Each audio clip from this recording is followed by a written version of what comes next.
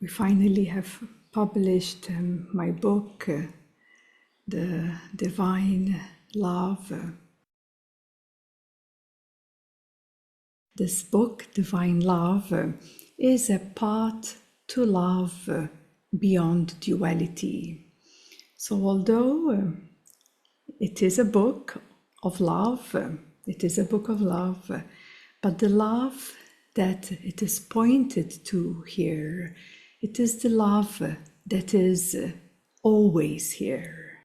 When we really quiet down, when we really stop engaging from all activities, then we have the opportunity to redirect our attention much further, deeper, beyond the nature of duality.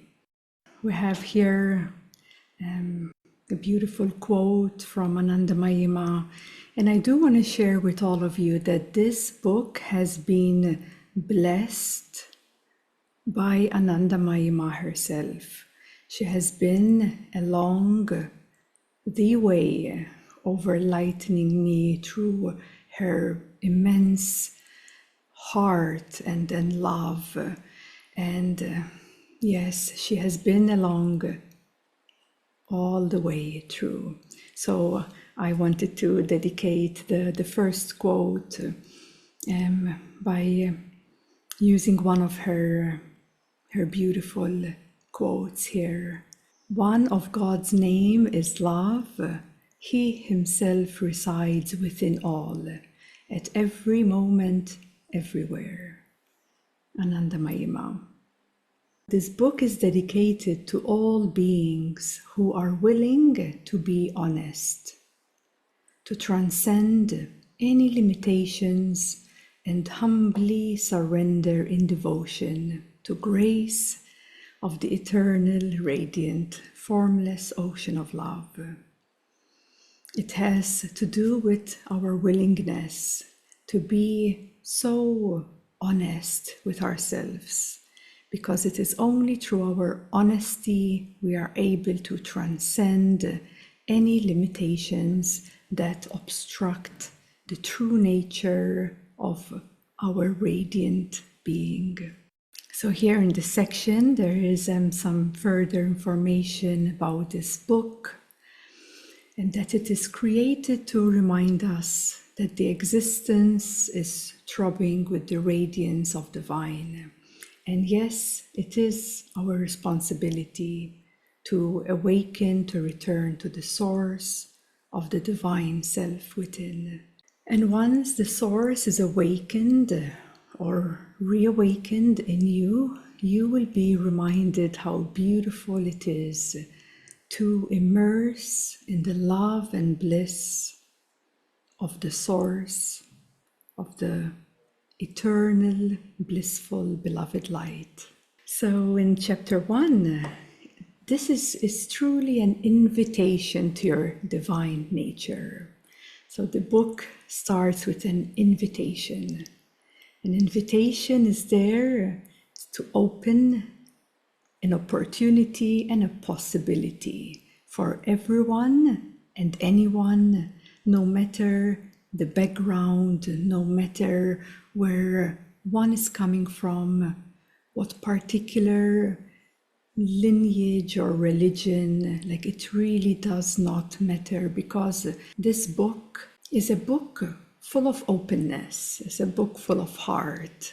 And for anyone that has that receptivity and openness to receive what one truly needs, the intelligence of the divine and the intelligence of the universe too, it always gives us exactly what we need, exactly what is necessary in the present. This invitation to your divine nature, here you'll see a few other topics, such as love is the core of everything.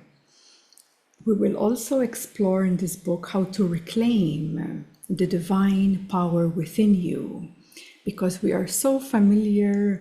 We have reclaimed so much worry, for example. We have claimed so much anxieties and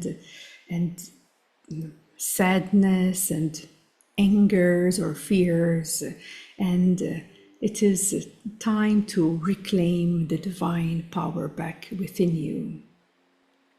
Another topic is the desire for love, and how that is the underlying current for a lot of things that we do in life. It's about this undercurrent that is always there, this desire for love.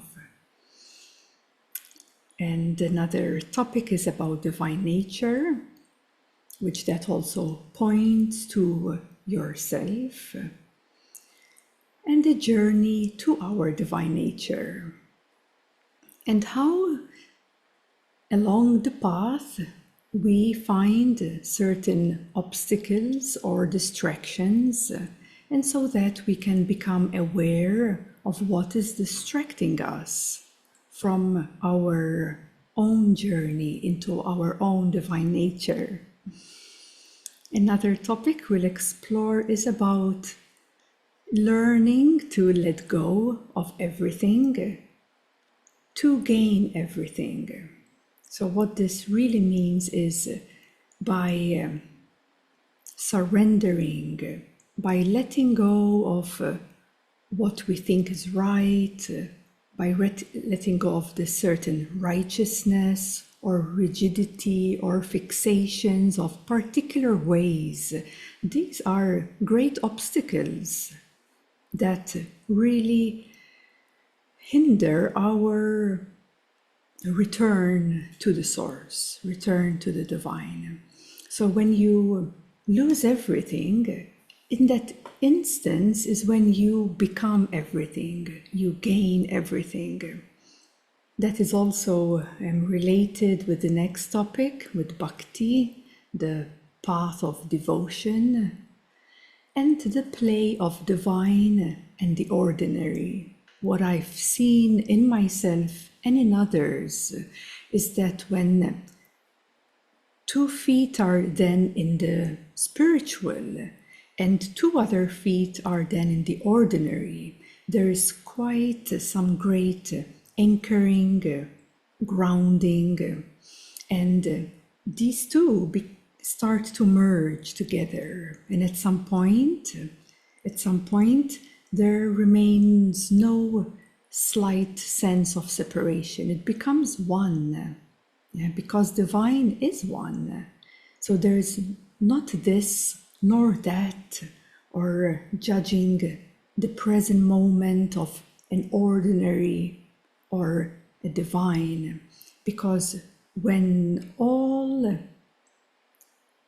separation fades away, then every moment is divine. Even in the ordinary, divine is here. And that's beautiful. It's just so beautiful to witness as a divine being, and yet being so ordinary as well.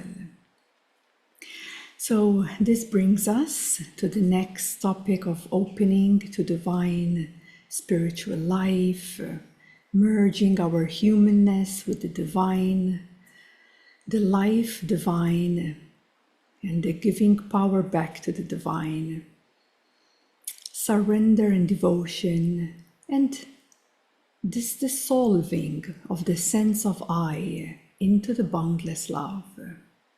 Yes, this is when all and the dissolution takes place, and all that remains is that ocean, eternal ocean, an emanation of God, the boundless love, and the divine omnipresence, which is everywhere, within everyone, and all it requires for all of us to stop, to be willing and honest, to look at oneself in the most naked, most humble, most loving of ways.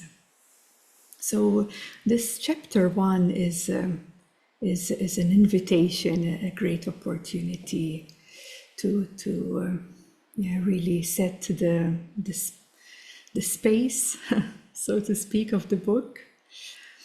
In chapter 2, then here we discuss about love, because love can have many meanings to people, isn't it? Love can mean a lot of different things, depending on their level of consciousness, and depending on their past, depending on what they've been through. So in this topic, we really explore, what does love really mean to you? Let's unravel that. Let's go beyond labels, beyond duality, and even checking in how truly honest you are with yourself. We also explore the desires, because desire for love on the lower realms can also be quite an obstacle to move forward on your path. To explore the deeper goals and desires, and we'll explore the imprint of love through early experiences, because that creates a filtering through our childhood, teenagers, adulthood, and unless we do our healing and inner inquiry, these filters need to dissolve so that we can truly awaken to divine love. So we have a guided reflection here as well, and in this book you will find some guided reflections and some meditation practices as well, and this was a really nice balance and combination where you can read, pause, reflect, and even meditate. So that is chapter 2. In chapter 3, here we have the 12 states of the heart. So if you have not yet ever heard me talk about this, the 12 states of the heart was an inspiration that birthed from the levels of consciousness as a navigation of the 12 states of the heart through the path of love. So here you have all these 12 states, from emotional love to absolute love, with meditation, with some guided reflections, so that you can have a look at all aspects of how love can look like according to the states of the heart, which is also very beautiful and has this a feminine approach to it, and a soft approach. Then chapter 4, it's about divine intimacy. So here we will reflect of what you are intimate with, because many times we don't realize that we are so engaged with thoughts, engaged with worries, engaged with doubt. Yes, so this topic, it's to reflect, to really check in with yourself. What are you intimate with? Because this is an inquiry. It's a good way to unhook your focus and attention from the things, the content that you've become so familiar with that it may be normal for you. Like maybe, for example, you're intimate with energy. You're constantly engaging with energy. Thus, you are intimate with energy and not with source. So this is the exploration of this topic. And selflessness as a path to the divine self. Because selflessness, in my experience, this way of being selfless takes part or moves through me, so to speak. I've witnessed and seen that how beautiful it is when you practice being selfless is because the ego I is dissolved or bypassed, so to speak, meaning if you're having some issue with something when this ego I rises up and it gives you some problems, it stands up for something in particular.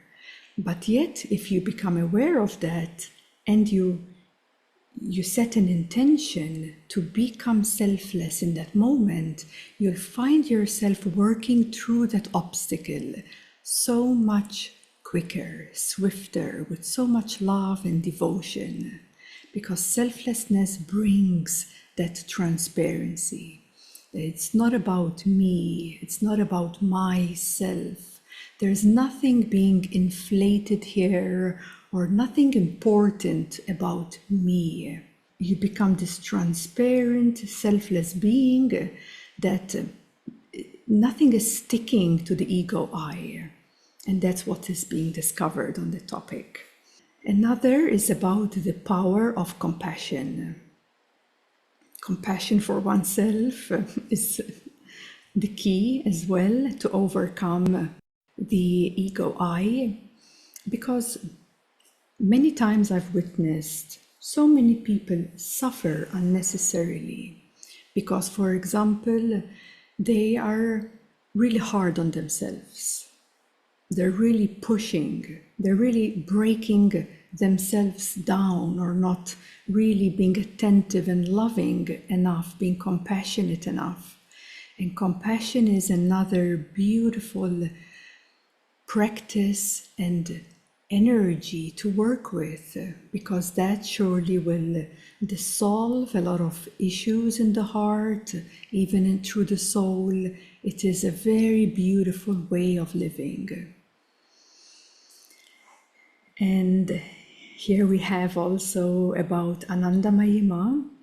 I really wanted to bring forth her presence, and I know many people here are so connected with Anandamayi Ma, and yes, she has been with us for many years, and yes, this book has been consecrated even, and with the presence of Anandamayi Ma and Meher Baba and Mindo and Satya and Sai Baba and Sai Baba of Shirdi, so many beings have been with me through this whole journey of this creation. And so it's also good to mention that this book is consecrated. It is offered, every part, every energy given, it's just offered to the highest.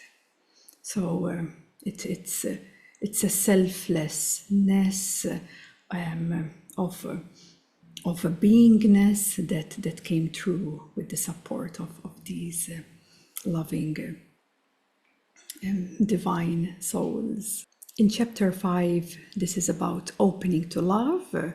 Here it has a lot of healing aspects dedicated to many people, even starting on their spiritual journey.